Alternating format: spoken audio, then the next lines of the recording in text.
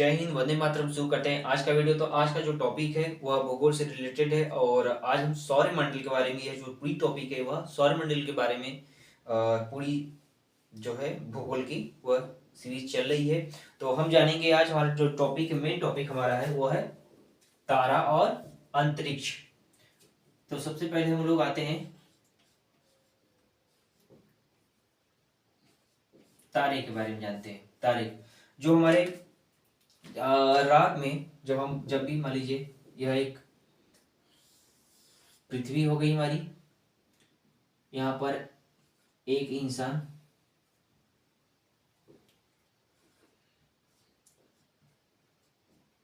खड़ा होकर आकाश में बहुत सारे ये जो डॉट डॉट दिख रहे हैं, ठीक है, यह उसे यहाँ से सीधे आकाश में जब ऐसे मुंडी करके ऊपर देखता है ना ऐसे, तो ऊपर तारे नहीं दिखाई देती और वो क्या कहते हैं उसे, वाइट वाइट होती है। तो ये हमारा काला काला तारा है, हम इसके से बनाए ना इसलिए। तो समझते हैं तारे के बारे में। असंख्य जो तारे हम लोग को दिखाई देते हैं ना, असंख्य तारे होते हैं, नक्षत्र होते हैं, वो सब दिखाई देते हैं। वास्तव में यह बहुत ही बड़े बड़े, ठीक है, यह वास्तव में बहुत ही बड़े बड़े सूर्य होते हैं, दूसरे सौरमंडल के ग्रह के नक्षत्रों के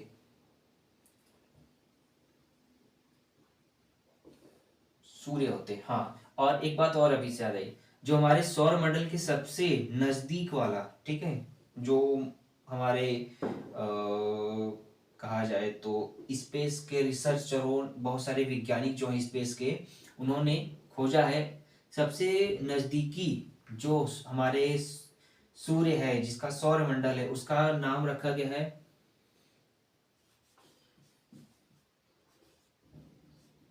Proxima Proxima Centauri Proxima Centauri, यह जो नाम है इसको हम लाल, हिंदी में तारा, हिंदी में लाल तारा भी कहते हैं। यह हमारी पृथ्वी यानी सौरमंडल से लगभग इसकी दूरी जो है वह सॉरी 4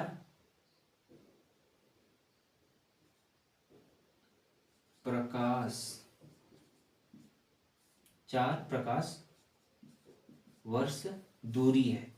4 प्रकाश वर्ष दूरी है, मतलब 4 वर्षों में जितनी प्रकाश चल रही है ना टोटल पूरे ब्रह्मांड में, उतनी इसकी दूरी है। और एक सेकेंड में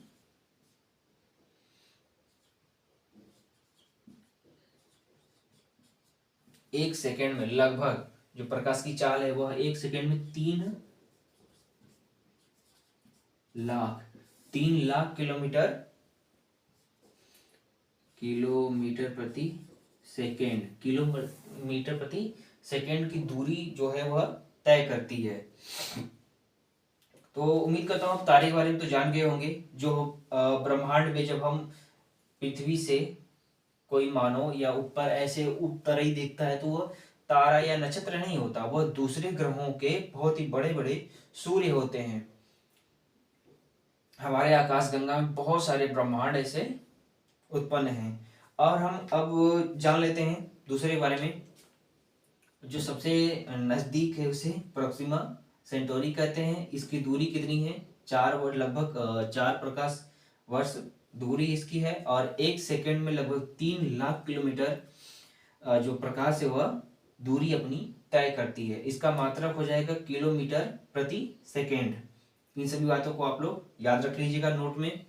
अब हम लोग जान जाते हैं, आते हैं दूसरे टॉपिक पर जिसका नाम है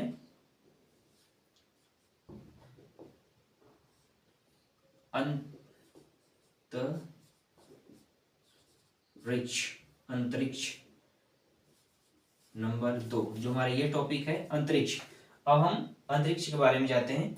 उम्मीद करता हूँ आप लोग यह जो अभी नोट्स जो बोला हूँ उसे नोट कर लिए होंगे। अब हम लोग अंतरिक्ष के बारे में जान लेते हैं थोड़ा सा। तारे के बारे में आप लोग को मालूम हो गया, अब हम अंतरिक्ष के बारे में जान लेते हैं।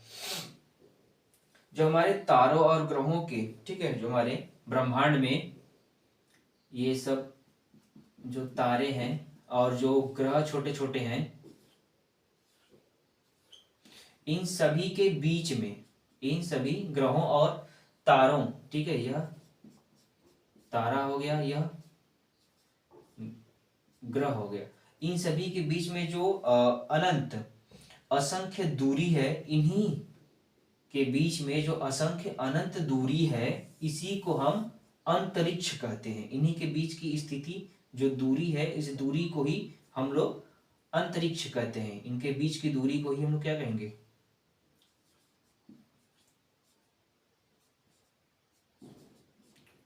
अंतरिक्ष। इन्हीं के बीच की दूरी को हम लोग क्या कहेंगे? अंतरिक्ष। उम्मीद करता हूं यह बात आप लोग समझ में आ गई होगी। और जो असंख्य, तो आप देखिए यहां से नोट करते हैं, तारा, अंतरिक्ष, और हम अब तीसरा जो टॉपिक हमारा है यह ब्रह्मांड है। अब हम ब्रह्मांड के बारे में जान लेते हैं, जो हमारे पूरे सोलर सिस्टम में, ठीक है, जो पूरा ब्रह्मांड है, जो आकाश गंगा है, आकाश गंगा, ठीक है, उसके बारे में जान लेते हैं। जो पूरा आकाश गंगा है, जो नक्षत्र हैं, ठीक है, और जो कुछ जो असंख्य नक्षत्र तारे जो है, ठीक है, जो हमारा जो यह पूरा सर्कल है, मान लीजिए यह पूरा एक ब्रह्मांड है, इसका नाम हम लोग ब्रह्मांड रख देते हैं।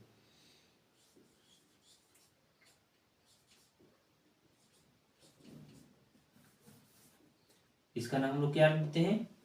ब्रह्मांड।